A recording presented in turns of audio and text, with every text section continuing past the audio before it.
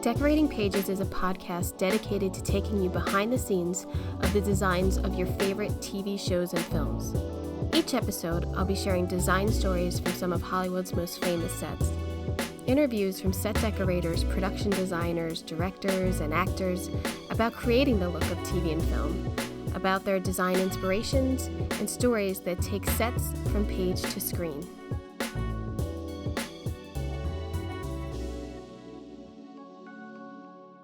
Hello, and welcome to Decorating Pages. I'm your host, Kim Wanup. Happy New Year, everyone. I feel like I can say that kind of like a week or so into the new year. I think that's still acceptable. I hope everyone had a great holiday season.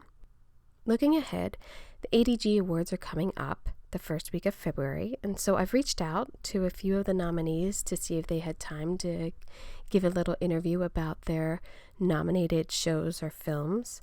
And I'll be having production designer John Schaffner and production designer Francois Audi in the next couple of weeks. So I hope you get to listen to that. I'm really excited to speak to them. I mean, John Schaffner is like, hello, friends. I mean, it's iconic. And hopefully some more, which leads me to this episode about The Good Place.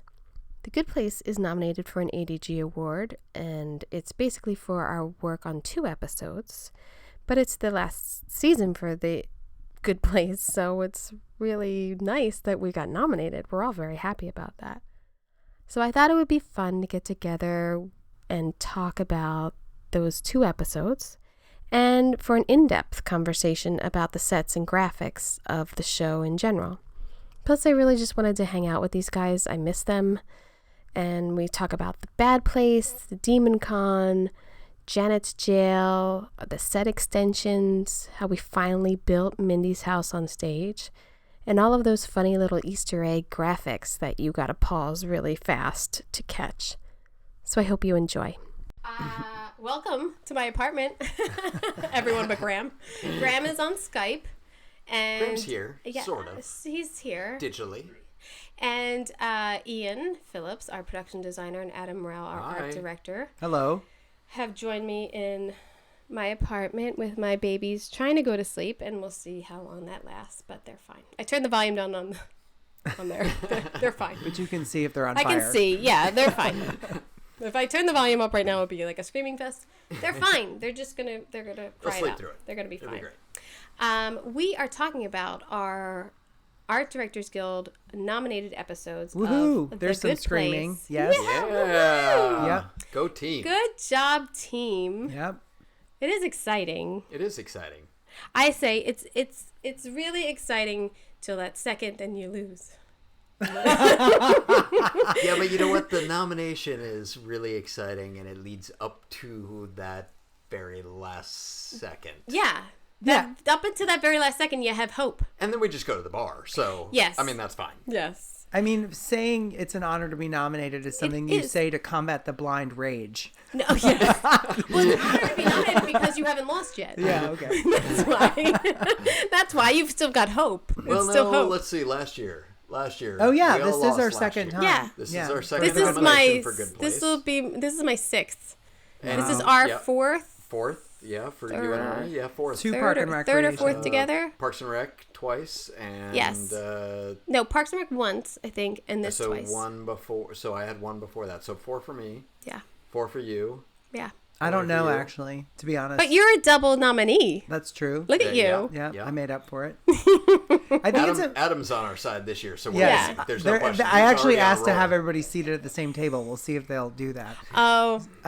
We'll see. We'll see. I do think it's important to point out that the people you're listening to all work together on Park and Recreation, so that's where this team blossomed from. So you're not just listening to people who know each other from 2 seasons of The Good Place, but also a heritage of people working and screaming at each other. We've had a long history of working it out. I don't know that we scream at each other so much as we scream about other people. I think we worked it out. That is an important point. I don't think I've ever screamed at either one of you or Graham. In Not fact, to your face. I get quieter when I'm around Graham in general. Well, you got to be nice to Graham because that dude could blow up Because otherwise your name could end up in infamy on a graphic. it could last forever. The revenge is immortal. Graham has graphics revenge on his side. Yeah. Graham, have you ever graphic revenged anyone? Have you ever graphic revenged anyone, Graham? You don't need to give any names. Yes. I mean, I don't know if I have, Do they know I don't know it? that I have used anybody's name, but there's definitely been in-jokes where people were let go from a show, and then I will talk about them in a graphic. That is awesome. So only people on the show would know. Oh, But yes, that has happened before. that's good because we've gone through many art directors. I actually think that's a good segue because is the chip driver mystery in any of these episodes, or is it just in season 4? I think just season 4, right? Right, but I mean in the episodes that are nominated. So we're nominated for 2 episodes, but it's the breadth of season 4 Right. that The Good Place we're excited about, and the chip driver mystery was an opportunity for Graham, who at the time that I met him on Park and Recreation wanted to be a writer. And if you can pause and somehow see the craftsmanship of Graham Radcliff, you would enjoy the back cover of the chip driver mystery, including the front cover art. Oh, I see what you mean. Yeah. I got lost on what you're saying. That's okay. Yes. I think it has been shown already through what has aired. No, it has. Yes. Yeah, that episode yeah, aired. yeah, I yeah. just didn't know if it was in the episodes that we are nominated for. I don't think I don't so. think it is. No, Okay. I don't think so. I think it's... Graham, do you remember? I think they make a brief reference to it, but the visual is not in there. Yeah. Okay. That was a different party in the back lot. We did a few parties. We do a lot of many parties. A different ice sculpture. Yeah, yes, exactly. So it's Employee of the Bearimy, and it is what is the other one? We should know the name. I think it's... Help is other people. Yes, Oh, help yeah, is help other is other people. people. That's right. Good job. I don't ever remember the names. I just remember the numbers, and then like I could flash at a set list and be like, "Yep, I remember that." Yeah, I remember by the sets and what we were doing. Yeah, it all runs together because we are prepping and shooting, and then you're talking with this show about like visual effects from previous episodes, or if we need an insert or anything. So when we say we might And not also remember into the future as well. You're Yeah. not just talking about the 2 episodes that are wrapping and Yeah. prepping. You're talking about stuff that may have to get built or designed, or if we're lucky. right. Yes, get a but, jump on and stuff. certainly for visual effects, how are we going to achieve certain things, and how is visual effects going to work with us to make it all come to fruition? So Well, and the actors have gotten a lot more famous than they originally were. Not that Ted Danson wasn't famous when the show started, but he's they've The gotten Rock. more popular. And the actor availability, especially Simone, affected our lives Yeah. because Yes. scheduling them in these blown episodes up. made us bend backwards and forwards to accommodate, not us personally, but the schedule to get that thing in there. I mean, we changed a lot in our lives to accommodate the Oh, actor definitely. Derek's schedule Definitely. to get that, kill switch scenes Yes. put in there. Do you know that at the beginning of season 7 of Parks and Rec, they didn't have any available actors the first day of shooting? Yep. They had to fly Aziz in yeah. for one day for his shots because they had no one available And to I think- shoot. And I think Pratt was doing He was Guardians of the Galaxy, Yeah. right? That was Yeah. when he first started that. No one was available Jurassic to Park shoot 1 and Parks 2, and Rec yeah. because they had all other projects. So, yes, we do bend backwards and no one really cares. No, and I mean that's part of our job. job. I mean, Yeah. we aren't. I don't know. We're there to make it great, whatever the schedule turns out to be. I mean, we can piss and moan as much as we want, but It's not going to change they anything. need the actor in the room. Yeah. But back to Kim's point, I would have to say that is part of what makes it so hard to remember what was going on. Yeah. Plus, Because everything it's the end is of the jumbled show. up. Yeah. I think we were all sort of gearing up to these huge last episodes also that are coming up. And we were getting little bits and pieces about it that you start jumping ahead and you start getting excited about upcoming sets too. And yeah. so, yeah, you don't always know, remember back. And plus, this was I also like 6 think months ago. in Help as Other People, there's that video at the beginning. I'm getting a little bit ahead, I suppose, where they have a montage of everything they've done throughout the year. And I feel like we shot that well after we had already shot the episode. Like, they went back and picked up some bits for that. I think we did. Yeah, you're right. We did. Yeah. It was like, I think almost to the last episode, it was like, hey, in part of this montage, we got to get this, and we already have that. And a lot of pieces I feel like they did have or took from other episodes, but we did have to go back and make Flower Alley. We did, and they were, for fans that are acute, who are really paying attention, those scenes were continuations of scenes from season 1, 2, or 3. And we knew that because we knew what the precursor scene was meant to be, which did not always air. That Flower Alley scene was a continuation of something that happened in a previous season. We're not just restoring a set that literally got rained on and heat stroke the last year. We had to then match it to whatever was done in season 3. And so did hair and makeup and wardrobe, and it goes all around. I mean, I think too, though, that's was one of the nice things about this show, is that there were many instances where they said, we're going to shoot this also because it's going to come up later. Like when the statue fell on Tahani. That's how she died. Yep. They shot how she died, or like when she didn't die or something. I don't know. They shot something else that they revealed this season. That's all I remember. And I think that happened this season too. Like there was enough work at Tahani's mansion. I think you should speak on this behalf, but I don't think people wanted to go back to that mansion more than once. And we went back a lot, but we were always trying to bank footage from it. Yeah. We constantly were going back to the mansion that nobody wanted to go back to, not only for cost reasons, but for location reasons. And we kept going back there, and I believe that we literally let the cameras run just to get footage of our actors in the space so that we could use it later. Yeah, and out in the garden. Yeah. I think they did, or they did like the existing shot with her like walking in a couple different times, like just like having to have. And they tried endlessly to shoot around, right? Wasn't there a Julius Caesar statue that the owner had bought since last time we were there? We couldn't move it. That's correct. That was tweeted out today by The Good Place, and I was like, oh, why are you showing that? But whatever. Let's quickly talk about these episodes that we are nominated for, because our work is being acknowledged, and that's awesome. Yeah, and we are really proud of it. Congratulations, team! Yeah, it's an honor. Cheers! And I will say that it's really fun to be back together. We don't actually get together outside of work that often, so the camaraderie is true, and you can work on other shows. But when you have a laughing history with these folks, it feels really good. We have a good time. I don't think that it's we get tired of each other. I think we're all just tired at the end of the day. Yeah. It's never really each other. And I also think that there's a lot of respect we have for each other in our working relationships that, I mean, not Graham, but I'm pretty sure that Kim Wanup will be seen in the near future on a graphic. Yeah. Pretty sure. Some other show I'm not on. Graham's gonna get me. Let's start with Janet's jail, which was on a location. Yeah, and that location was the same location that we had Demon Con, we had Architect's office, we had Sean's office, right? We originally, if you've ever seen a farmer's insurance commercial, it is the same building in there. But what was your inspiration for that jail and designing it? I don't know that there was really any inspiration other than it couldn't be just jail bars. Adam found those great pieces that lit up.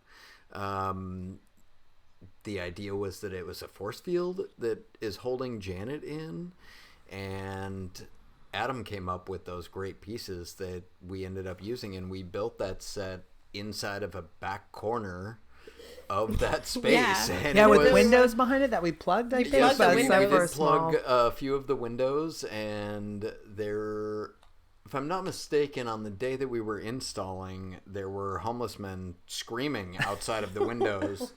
Downtown LA. Downtown Los Angeles.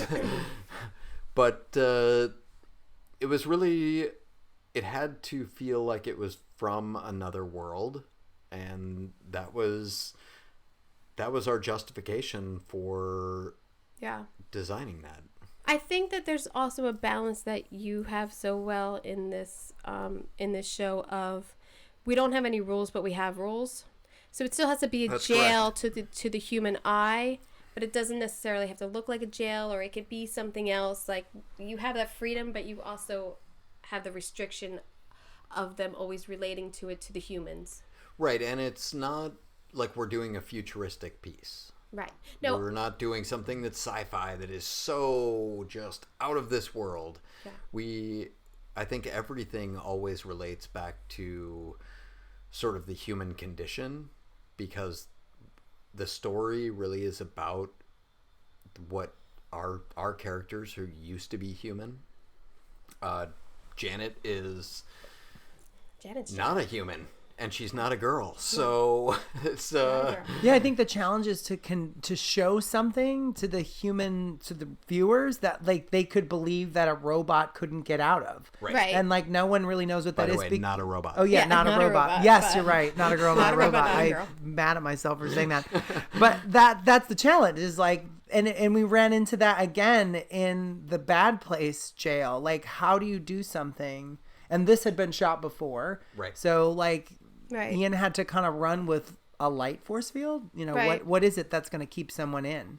Yeah. Right, and you still want it to look interesting, so we did take a lot of cues from lighting in order to create effects that felt like it was a force field of sorts.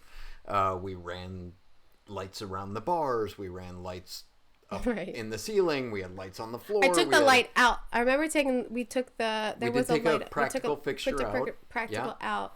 All I remember was, does she need a bench? And it was like a discussion, like, would she sit? She doesn't sit, so why would there be? I think you also asked, is there a toilet? Yeah, I was like, is this like jail? And they were like, it's just no, just she a doesn't space. Eat. She doesn't poop, which is hard for me. Jeez, right? It's hard for me to really check that one off. Oh, you don't need anything? Okay, cool. I'm moving on. Okay. But why? Why do we not? But we do ask those questions, like in meetings. I mean, and these are things, I must say, in meetings, the art department, and I would say wardrobe, we ask questions to our creators and our producers, and a lot of times it's, I don't know.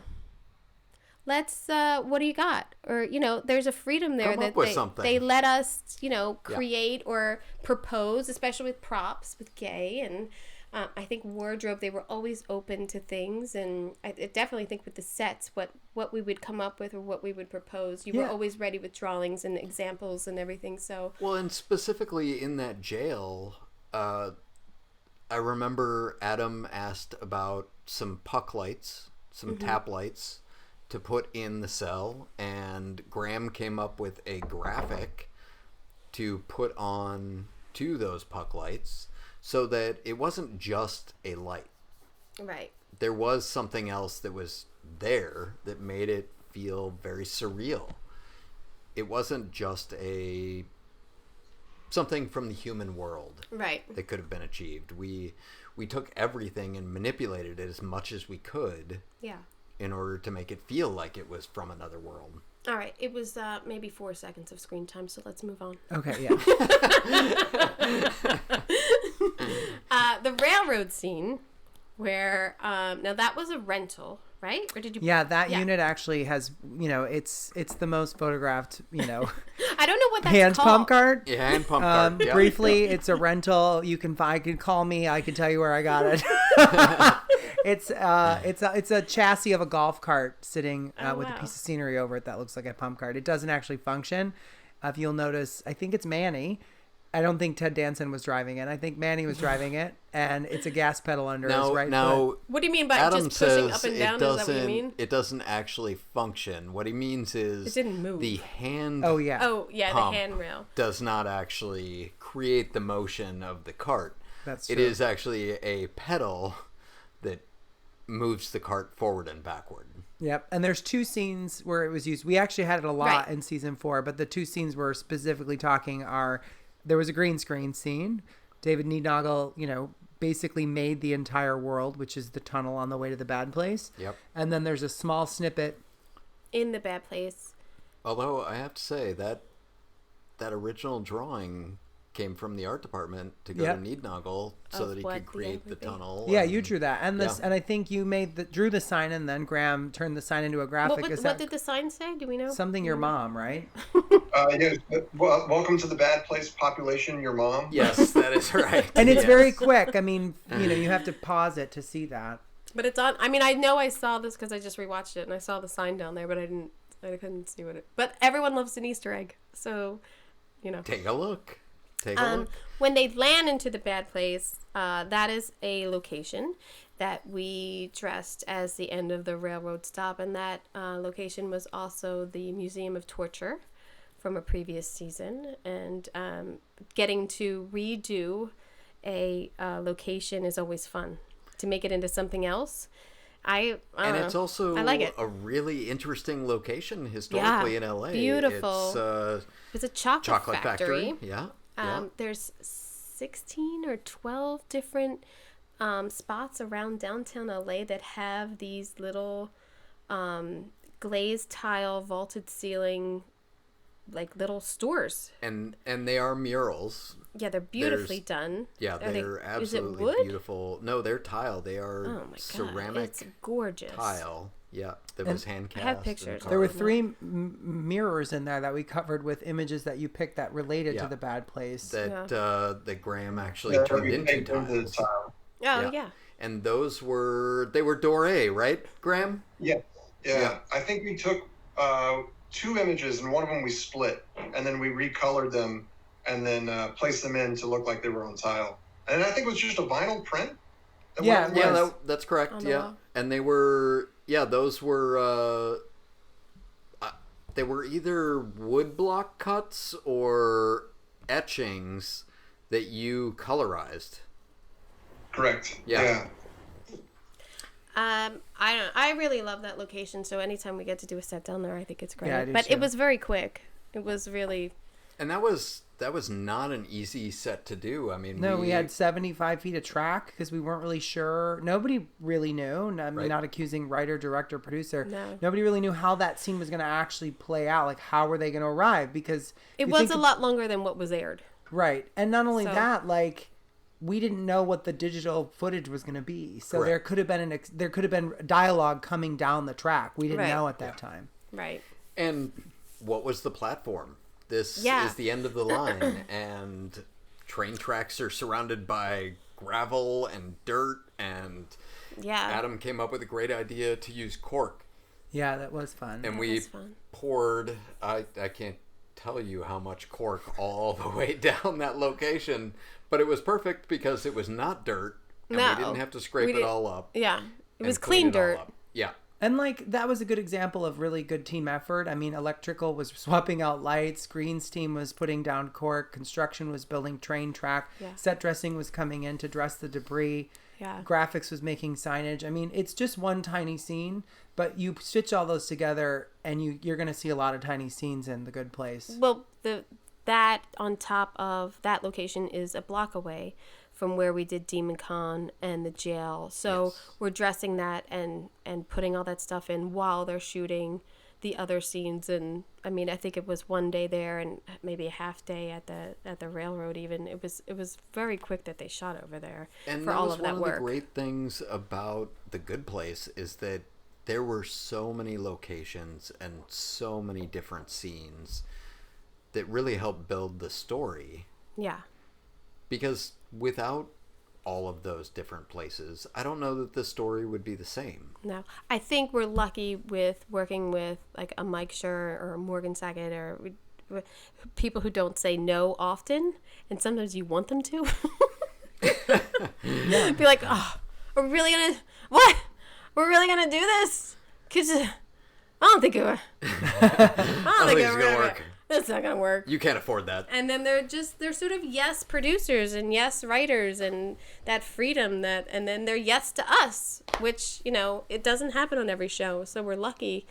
No, they take humor too very seriously. I think it's important to note that we do too. Oh, the irony in that that's a great is it funny? statement. Yeah, right there. we do. Yeah. We want people to laugh at this show, and we're self-absorbed enough to know that we want people to laugh at our sets. Like this set has to support whatever's going on, and even though we knew that ended at Railroad, or then, you know, the next set, the Employee of the Month, like, yeah, we want people to enjoy it too. And if I think honestly, Graham takes that the most seriously, because which is so great, because Grant's such a straight guy, man. Any of the printed material,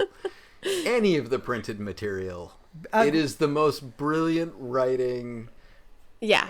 That can possibly be done in graphics. I want to call you out on the spot, Graham. What was the asterisk at the bottom of Bees? It was from the makers of other things. So if you pause, Jason's walking down the hallway and Play the Month. And he other animals that would also be available. So it was like wasps, scorpions, a number of things. Yeah, it's fun to hide stuff down at the bottom. I mean, more often than not, on other shows, if I try to hide stuff in there, it's really for the crew, because no one else is going to see it. Like on Parks, early on, my favorite thing would just be to try to make the swing gang laugh with little signs that nobody was going to see. Right. I mean, I remember, I think it was Jerry's artwork or art show or whatever, all of the little artist descriptions were just goofy. But on this show, but the actors see them too. It lends to the scene. It lends to the set. It's very important because it lends to their reality of what they're in the moment. And on this show, you know people are going to freeze frame. That's the thing. I've never been involved in a show where you know people are freeze framing every single shot to see where the hidden jokes are. It's great. I think that one that people do get to see in these episodes is what do you call Sean, Graham? It's something blowhard. Like, isn't it the Bad Place Greatest Blowhard or something like that? Yeah, something like that. Yeah. Whatever it is, we could freeze it. And that's the thing, is that when you watch it, you can just enjoy whatever it is. But if you were to pause it because you got to go to the bathroom or get some laundry or more wine, you're going to enjoy when you come back and see the screen and you're going to say, what? And I think that's what inspired the many freeze frame and attention that the show gets. In all different departments, everyone's doing that. But what's great too is that not everything is written, and the creative freedom that like Graham gets, or like we get to explore that, especially with Graham, and like little things and like calling out museum torture items or like this employee board. Like, we should talk about that too, that's kind of a throwback to Parks. Yeah, without a doubt. So it's not, and I don't think that was written. That's something that came out of like discussion. Yeah. That's something creative that came out of discussion. It wasn't written to look like the Parks. And I think that the token of triumph for that wall was that Jason talks about those pictures, and that was not scripted. That was ad-libbed. He's walking down and he's commenting on things that we put there because we thought they needed to be there, and the gift that an actor notices it and uses it to motivate the scene is such a big compliment. Now the three of you are on the wall, right? The whole entire art department is actually on the wall, and in fact, I am pretty sure that everybody gets seen. Yeah, I know it's true. I know Adam does because I saw. Ian, you're right. Graham, you're not in it. Graham, you're not in it? Well, sorry, Graham. He's the B poster. But yeah, no, Ian's definitely in it. Ian, you get some good play. And Camille's in there. Yeah. Camille is in there. Stephanie is in there. Yeah. Jeff is in there. Stephanie, our PA, Jeff, our art department coordinator, Camille, who isn't here but nominated also as our set designer. Yeah, and then they took the photos and had them up in the office all season. So every time you walked in and out of the office, you would see all of them in black and white. And that was awesome. That was all thanks to Jeff. And even in the office, they were organized in hierarchy of the art department, which was quite funny even to me. And it's a little weird seeing. Did you keep it? Oh, I do still have. I have mine. Yeah, of course. Yeah. Graham, you got yours? Graham, you have yours? Oh, he didn't. I didn't take one, but we made sure to save it. He's shutter shy. Oh, Graham, you're like you would have been perfect in there. What are you doing? No, and then I think that Morgan's definitely in it. And Morgan's second in there. And so are 5 to 7 people from the Park and Recreation. Some of the writers. Yeah. Dan Gore's in there. I think he's right next to Dan Gore, and Neil. I forget his name, but I remembered it. I was like, oh, there's that writer. But yeah. And then just so you know too, like we took those photos. Those aren't stock photos. Like I sat with 35 various aged Bad Place people, and some of them had never been background before. And they're asking me, what do they do? And I'm saying, stand austere, proud, negative, upset, whatever. And that's what you get. You're a Bad Place Employee of the Month. Now, the pin that is on the lapel of everyone, I believe. Which is highly coveted, by the way. Yeah. And it's selling like crazy online. And it's not sanctioned by NBC, let's say that. Graham, did you do that? No, I did not do the. I did thumbs something down similar that or I thumbs did talk up, as about, it were? The thumbs down. But no, that one was Evan. Was who? Evan. Evan. Oh, he's not on this one. We're not talking about that. No, but we should say that it was a graphic developed by the art department that is now like an iconic image that is, coveted by people who love this show. Yeah. I think speaking of Bad Place, we should talk about Demon Con, because that is kind of an epic point in that episode. Such fun, because I think the notes I got was like, there's a lot of smoke and there's a lot of coffee, and it's dated. And by the way, we're gonna blow goo all over every piece of set dressing that you bring in. So double your curtains, double your tablecloths, double your chairs, double your 16-foot drapes. It was gonna be a huge explosion, which I think it wasn't in reality, and they made it bigger in post, because I actually don't remember paying that much L&D. I think that they did a good job of keeping it off, honestly. Yeah. I think it's also very important to note that theater didn't exist in that room. We put that in there. Yeah. That was a 3 a.m. call on Kim's first Mother's Day. Yes, it was. So I won't forget that, because we both were like, what? Are you kidding? Is this just cruel? This is just cruel.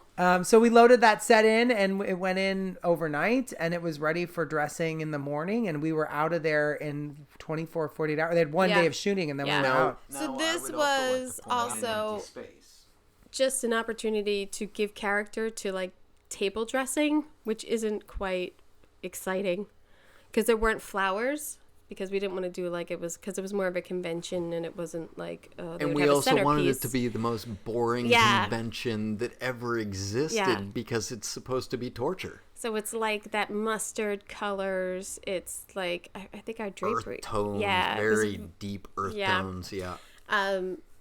I also know that we did like a side. We did a side thing, it like backstage that never got seen. That didn't get seen. With an amazing sign by Graham that said something along the lines of, it's not entertaining, play cats, which is very timely at the moment. If the audience is not appropriately bored, we will play selections from Cats. Yes. See? And I also think it's important to note that Ian, you had an idea of a really great location that was like a Masonic temple or something, and we couldn't go there because it didn't fit in the day. And then we basically tried to make our theater be something like that. And we had these really great textures. It's very dark in there, so I don't know if you can actually see it on TV. There's no windows or anything. I think you do get a little hint of the texture on the proscenium there. And that was all created by us. It wasn't... Yeah. There's one sign that need not go. I think it says Demon Con up over the top of the theater that was brought in, that we didn't put that there by visual effects. But it was there. That set was not there, and then was there, and then gone. Yeah. Yes. Any particular graphics from that set that you can think of, Graham? That you... I mean, we went through a couple different versions of what the main poster with Sean was going to look like. Mm-hmm. I do remember that. Right. I know. I think our first pass was a little bit more 50s, and still kind of boring, but it was like, no, Mike said, no, it has to be more boring. I remember dialing it back even further, and I think it hit the sweet spot, but it's one of those things where when you're working on it, you're like, well, I can't, this is too boring. We can't possibly make this any more boring. Yes. We also had like 5 or 6 photos of the actor who played Sean, like in boring poses. Like try to tell an actor be boring, and he did it. He's so perfect. Yeah, Mark is really so good at that. Yeah. Although I have to say, I can't tell you how many people walked up to me that day, and there were all the flyers that were sitting on the bar. Oh, right. And people kept walking up and said, these are the most brilliant flyers. how did you come up with these? And I said, that's all Graham. All Graham. I had nothing to do with any of this. And so in a scene, I think Michael goes over and looks at the flyers that Demon Con is, promoting their seminars and. Right. Is that well, it? We also, for Gay, I made up a bunch of itinerary pamphlets. They were like, right. I think she ended up making them something like 50 pages, like these super thick itineraries. I only did the first 5 pages, and then I think she duplicated them. But I don't know that those actually got seen. I think they're in a pile in the background. I don't think there they was were quite on a the few bar. that didn't get seen because there was. Yeah. I mean, the chant "Die bar. Hard" or "Eat Hearts" or whatever was on the wall, and you do see that, but you don't see much else. Paper prop wise, unfortunately. Well, those were fun sets, and then we go to the bright light and beautiful Tahani's Lake House, which was a beautiful home in Studio City, I believe. Yeah, I would love to live in I that would house. love to live there. And there wasn't a whole lot of work there for me, to be honest. It was A little bit styled of changing the artwork. And, artwork, and then the table and the dressing the table, and Gay brought in a lot of the food, and I think minimalizing what was there actually to make it look more modern and more like a little more stark. Yeah. Yeah. That was basically it. But you guys dealt with, working with like what the set extension would be and if that location worked for the scene. And I think, it was really about the contrast of what that was in comparison to Tahani's. To her mansion. That is so over the top and so overbearing and old world. Yeah, it's so different from her mansion. I think what was successful too, like as a viewer, I mean, obviously I'm biased, I'm working on the show, but after 4 seasons, it can be difficult to find a new language to introduce something different, and that house successfully, and I think you guys found a great choice to bring a world that we hadn't seen yet on that show. Like, that was a very modern, mid-century look that really hadn't been introduced. Without clowns. Yeah. Right. Exactly. Yeah. I enjoyed taking her out of the element of the frou-frou. And a big token to, I guess I should say, congratulations to Noggle, because if you guys remember, it was pouring rain that day. And I don't know how you watch that scene and you don't even know how it's raining, but it was pouring rain. Yeah. There was mud in that house everywhere. I feel like that scene was shot out of that in a very small window. Yeah. It was, oh, look, it's drizzling. Run outside and start shooting. Was that Beth? I think that was Beth McCarthy Miller directed that episode also. Yeah. It was fun. So moving on to the other episode that we are nominated for, we should say Mindys House is in a lot of this episode, and I hope and I wonder if any of the audience has noticed that Mindys doesn't look different because now we don't want it to look any different. No, after 4 seasons of traveling 40 miles, I don't know, to a location and dressing it every time, repainting, carpeting, doing that every single time. They decide greens, putting in that middle wall between the kitchen and everything. They decided to build it. So Ian designed and built that on stage with Adam, and it's a redress for me ever, but I have changed slightly over the seasons. But aren't you glad that they built it? And there are a few slight differences, and I'm not going to give any of those away. I don't know what they are. So. Good. If you can't remember, then hopefully nobody else can remember. But that set, Mindys House, was actually a set built on location. No, it was an existing house. Well, no, that was a set. It was an existing set built on location. But it wasn't. It was not a real practical house. None of the water ran. Okay, true. None of the bathrooms worked. Right. So it was a set. And we built a set of the set on stage. Yeah. And... but you guys also built like the front yard, which was impressive to me, I thought. That whole front yard. And then you had a beautiful backdrop that went all the way around the house, which was awesome. That is from a show that I got my start on. Carnival? Yeah. Dan Bishop. You're talking about the backing? The backing, Yeah. yes. That if you remember, that's the backing from outside of So the let me ask farmhouse. something. When they said they're going to do this scene, did you think, the carnival backdrop, that's going to work? No, I can't tell you how many backings we searched through to find the right backing, and it just so happened I was trying to give you a hook there. I wish that I could remember that far back. I think it's important to note, too, that this part, we were talking about 2 specific episodes, but there is a team effort here, and Carolyn King was involved in creating Mindys and Cheetahs, which we'll talk about probably in a minute. Because that she pioneered that, and I think it's worth mentioning that she was helpful in creating that replica. She was out measuring. Yeah. Yeah. And I, not being there the first couple episodes, David Smith helped rebuild that decorating wise. So yeah. And he also had to not only deal with dressing a set that he had never dressed before, but you had dressed for I took it multiple over from Diana. seasons. Yeah. It's a weird thing when you take over someone else's dressing because, as I've said, you want to be respectful, and sometimes you don't agree with choices, and sometimes you're like, man, I wish I thought of that. So there's always this seesaw of like, do you think anyone will notice if I change it? Or then we were changing the set on top of it in order to be able to accommodate, put it on our stage. Yeah. Yeah, I think that is an important topic to discuss, is that like we are always inheriting other people's decisions because we were not all there. All of us inherited this show, and you want to respect it, but then the script changes or a thing happens and you have to adapt it, and you want to respect and influence and make your own statement for that part of the script. And Mindys House was used all along in many ways and ruined. To the end of the season, it was a destroyed set. Yeah. Not destroyed, but they blow up people in it. All right, Adam. What? That happens. That's already happened. I don't think it happened yet. Did it? Yeah, it totally happened. They blew up. They blew up. Glenn. The same episode. Right, I get really. And if you I remember what happened. And if you were, I want to be sued on this.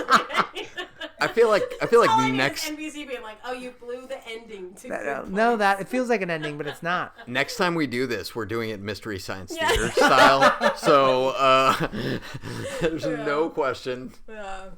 I mean, I also am very jealous because I missed the first 4 episodes that David Smith got to do Cheetahs Apartment, which was a build this season and beautifully done, and a little French thing that. And Adam missed that as well. I did, yeah. We both were out of it, so a tip, tip of the David hat. Smith and Carolyn King both worked tirelessly on creating those sets, and he lived above yogurt the whole time. Who knew? Well, talk a little bit about that, because I think that's fascinating. People are like, where did he live this whole time? Nobody he had a view of the square the whole time. Nobody really knew where Cheetah lived. But the balls of it is like Eleanor and Tahani have these big, gigantic, sprawling estates. I mean, Tahani certainly has an estate.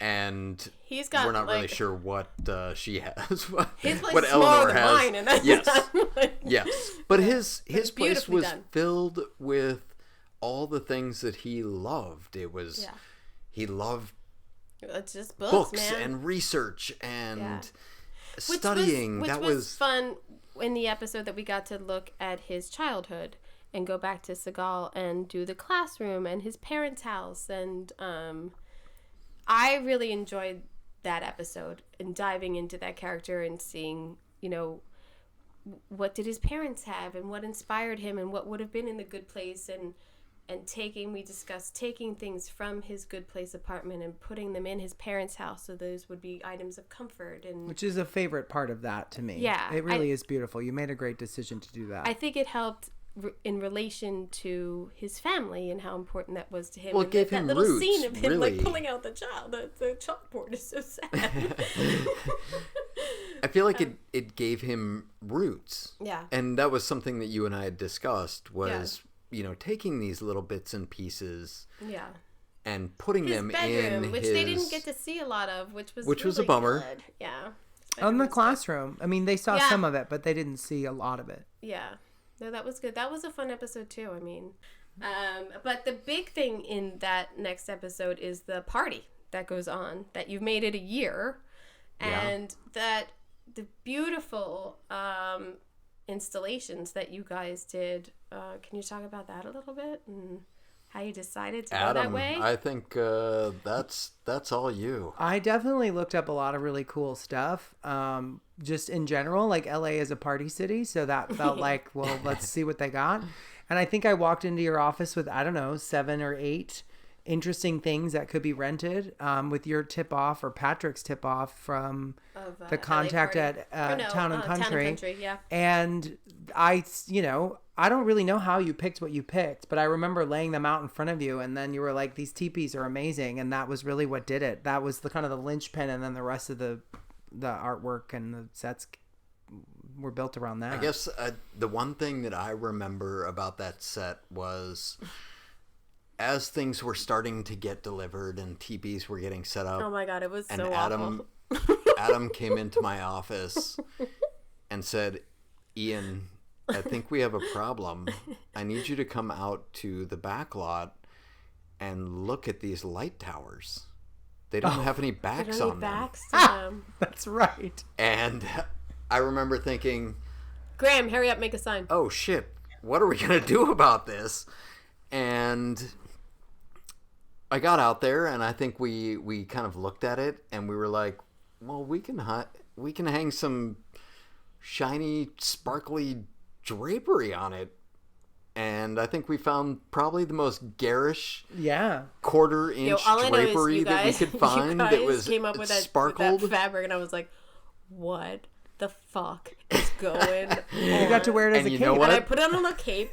And then I was like, what are these guys brilliantly. doing? Yeah. It did work. Because it sparkled. Was a little concerning to see an art director and a production designer with fabric. That's not usually trying to hide the back of a structure that we didn't know what to do with. My lead man and I looked at each other and like, hey man, they're not asking us to do it. Let them do it. We got enough problems, because it took so long to install those TPs. Really, it did. Yes, it took a very long time, and so I was getting very nervous of the amount of time that I was having to dress the set. I remember freaking out a little bit. I think the statement, though, was that we wanted something, a year's worth of remembering and celebration, and those did it. And then we needed a lot of light, because we're filming in darkness, and we need to motivate light source. It was nighttime, which is unusual for this show. We don't do a lot of nighttime shoots. And everyone was going to be in black. Bit, but, And it's also, I think, the idea behind the whole scene was, it's New Year's.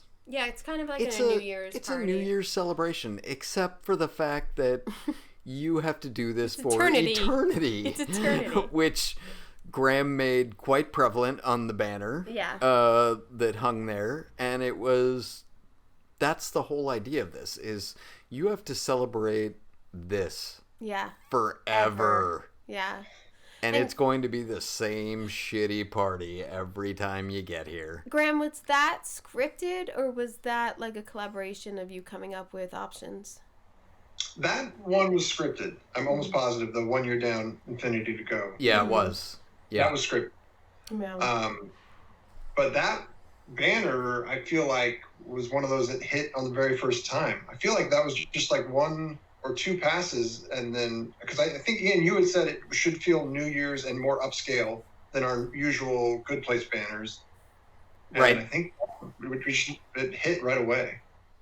Yeah, and we had designed the posts that hung from, right, which were those light posts that framed.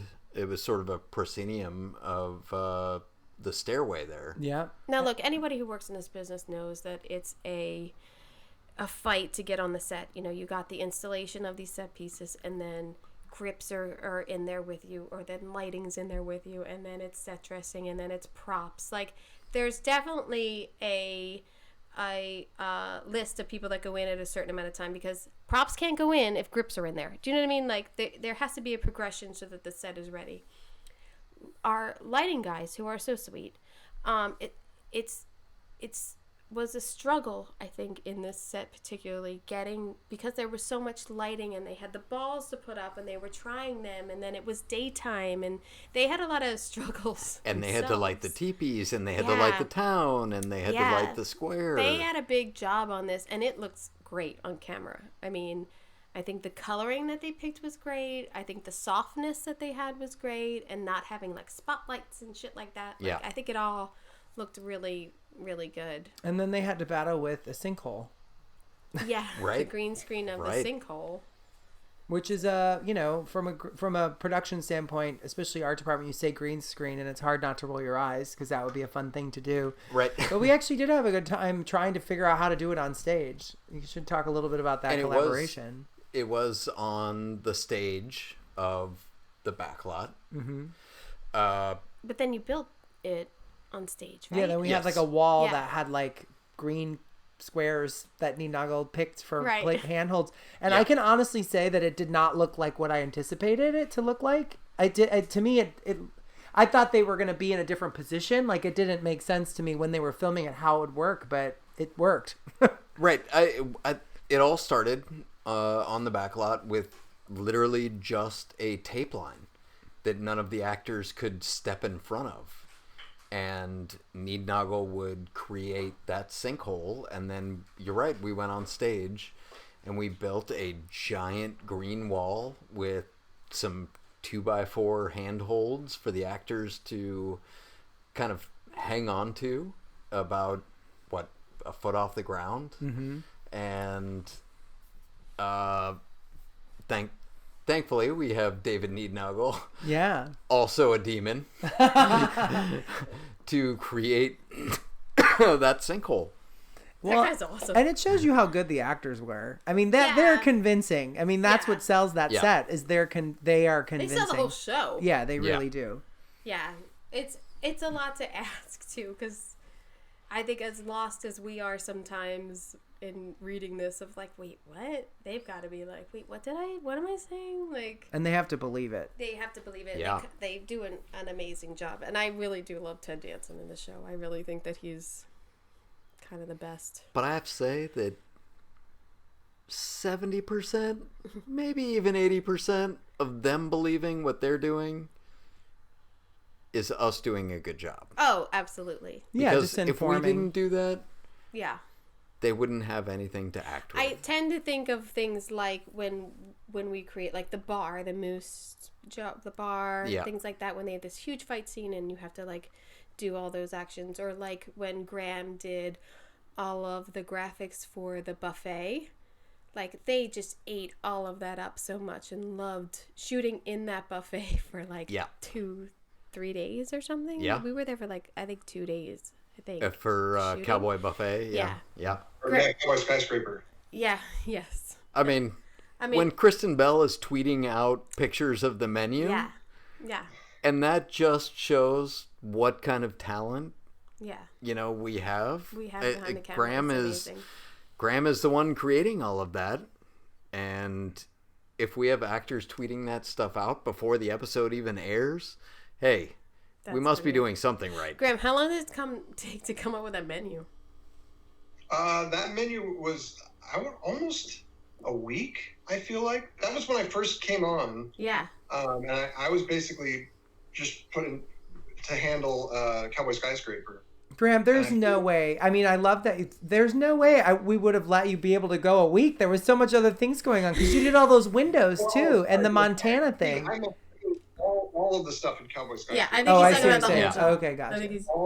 Settle down, Adam. No, I'm excited that he would be like, oh yeah, I had a week. You did not. We did not make a Feature film. No way this guy sat there for a week working on one menu. We don't want the producers to hear that either. No, I think he had the set to do for a week. Yes, sorry. The menu was probably half a day, I feel like. That was a lot. Yeah, that sounds about right with everything else that was going on in there. You had so much to do. Window graphics, signage, tabletops. The tables, the wooden tables, which I only sort of get seen. Yeah. There's the San Francisco art piece that was in a window that never got seen. All the stuff with the bar, the motorcycle, the liquor bottles. Yeah. I mean, being on Earth season 3 was really fun. Like, I will always love season 4 because it was the end and it was sweet. But season 3 kept us on our toes, and we still never argued with each other. You don't like season 3? I love season 3. I don't like season 3 because we couldn't fall back on like Michael. Oh, Michael's off. It's true. It was always on its feet. All right, phew. It was all about was locations all the time. Yeah. It was hard. It And, was like, and Give me another it was it was not just locations. We were all around the world. all around the world. Australia, Yeah, London. we changed those plug outlets. Yo, Yeah. we were plug out. That is Really right. that. That's right. Yo, we built that whole university and they only shot it like twice. Yeah. Yeah. That's like, whoo, we're gonna have at least we'll have this set. Oh my god, is Eleanor's even coming back? No, this is all we have to like as a backup set. And then they were only there maybe 3 episodes. We shot Cheetahs Apartment more than we shot than the university. our standing sets Yeah. for season 3. Yeah. So let's do last thoughts of season 4. Anybody have a favorite set or anything they want to talk about? And just how we're gonna miss the Good Place. It's I our really last am. season. I mean, Yeah. this camaraderie, like, I don't talk like this among my other colleagues on other shows. We don't have cool shows. I mean, we got cool shows. We're all doing great things, but like, it is fun to sit back with you guys and reminisce. I mean, that's what's gone. I mean, you can't harness that again, and that's why we live in an ephemeral work life. Like, I think we all sickly enjoy the beginning and the end. Otherwise, we'd be bank tellers or we'd work on a job that never ended. But this was a sweet one, and I know that it'll be hard to harness us all back together, and that's sad. And I remember David Hyman, who was one of the producers on the show, he said to me, it is really sad. And the way that he said it, it really did affect me, because I was like, yeah, he's right. This is when this group breaks up. This is a 7-year relationship on Park and Recreation for some people. The band breaks up. And then another one, and that's what's sad. Not that the show isn't. But. What I think is sad, when we were on Parks, you knew that it was going to end like we were on season 7. I feel like with Good Place, it's abrupt, but correct. Mm-hmm. Like, I get it why it's ending at 4 seasons, but I wish it wasn't, because I still feel like there's more sets to be had, or there's more character development that we could do. But yeah, I think it's totally sad that the show's over, and I don't think I appreciated it enough when I was in it. I agree. That's the bummer. Yeah, that's my bummer. I think that's always the hardest part of every show. I don't think it's every show. Well, all right, it's not every show, but there are very special shows that I feel like I have underappreciated. Yeah. Now, of course, like Adam says, it's all work, and we all love the beginning and the end. And yes, it's important that we all end on a high note. I feel like this nomination for all of us sitting here is a high note. Absolutely. And we all will work together again, and Mike Schur will create another brilliant show, and we'll just continue the family tradition of working together. Yes. I do think it's important to say that Mike Schur is a big reason, not to like kiss ass, but like he really is inspirational, and anyone who gets to work with him, be lucky with that, because how many times did we come into meetings with a bonkers idea, or he said a bonkers idea to us, and we got to make it, and there was not a lot of abrasion or conflict. It was very fun to make the shows that we made. Yeah. Oh, yeah. Yeah. As hard as it may... I think it's the most art department friendly show I've ever been on, as far as it being encouraging to the art department to come up with things and to try anything that you want to try, and then be softly told, oh, no, that's wrong, or whatever. But I don't know. For me, speaking for myself, it was the most fun job I've ever had. Yeah. And I would the like freedom, to, especially in graphics. There's freedom. I mean, just because it's written on the page, and then you expand so much on it. Right. Yeah. And I'd like to add to what Graham said. I think we all have freedom to do our jobs and do them correctly. And sure, there are times where on the Good Place. Yes. Okay. Where we've been shot down. Yeah. and maybe it wasn't the best idea that we came up with in the meeting, and maybe somebody else had a better idea. Gay. But you know what? Gay Perello. Gay Perello had a better idea. I think everybody goes along with it. Nobody fights it. No. And no assholes. Because there's no assholes. Right. He doesn't hire assholes. We like to just have a good time working together.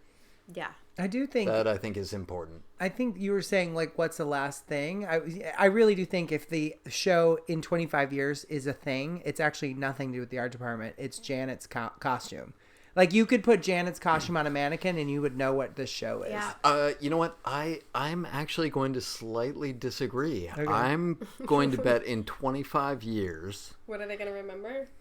There are going to be graphics for sale on eBay. That's true. Just like another Sure show that I know. That I wish I had just 1 penny for every one of those that is sold. You're totally right. The hey, thumbs man. up, thumbs down. Graham, you got to put it in your contract right now. I know, here on out. Hey man, I've got a framed piece, as Ian does too, of the wall of the sunflower wall from Parks and Rec that I'm just waiting for the twins' college fund to kick in. So I think the iconic thing of this show is probably Janet. I think you're right. Or I don't know. I think it's just the dynamic of Kristen and Michael. Yeah. Something in that is dynamic and memorable and probably will be duplicated on other shows. I can duplicate the clock on the wall and sell it to you. Graham's What'd gonna you be say? the richest. Graham? What's your token, Graham, what Graham? did you say? Well, I was gonna say I've seen some Bearimy tattoos. I can believe that. No Really? way. Already? Oh, what about the cookbook? I mean, yeah, we there is a plug that cookbook. person's cookbook. I think, too, that yogurt, God willing, will be a place at Universal Backlot in 25 years, like the falling apart Lions Estates gates from Back to the Future. I feel like if I look up YYY tattoo right now, Oh my God. I can find 1 million of them. And the fact that you're telling me Jeremy Bearimy or I think Graham has us all beat because he's got all these graphics on a hard drive that he can just print out anytime that's he right, wants. at his whim. I'm gonna miss The Good Place, and Me too. Our ADG Awards is the first weekend of February. I think it's the 3rd. It's the first. Oh, the first. Yeah. It's first. So we're hoping anyone who's out there who's a voter who's listening to this, just give us, just, you know what? You heard it. You heard all our woes and all of our triumphs here. We worked really hard, and we're really proud of our work. So this was mostly for the viewers of the show, and we know you're watching if you watch the show. But thank you so much to you guys coming over and having a pizza party with me. Love it. Yeah. Thank you. Graham, I'm so sorry you couldn't be with us, but thanks for Skyping in. Graham, what are you working on? At the moment, nothing. Oh, So sweet. if you hear of anything, Working on vacation. Working on vacation time. Did you just finish anything? What were you doing? well, I did some traveling at the end of the year. Oh, lucky you. To New Zealand and stuff. So. Oh, awesome. Living your life. That's what it's all about. Where his wife is working. Oh, Right. right. But she's home now, right? Yeah, she's home now. Yeah. Please just describe what your wife does so no one else is crazy. Go ahead. Oh, she's a set designer, but she works on ginormous projects that take her all over the world. So then I get to fly and visit her and don't have to pay for a hotel. It's very nice. Very nice. I remember at one point she was working on the new Ghostbusters, and you were like, she won't tell me anything. Like, she wouldn't tell you anything. She's like, yeah. Ian, what did you just finished up a film? Just finished a movie in Oklahoma. Story about 4 families and a tornado that brings them all together. Cool. Cold in Oklahoma and windy.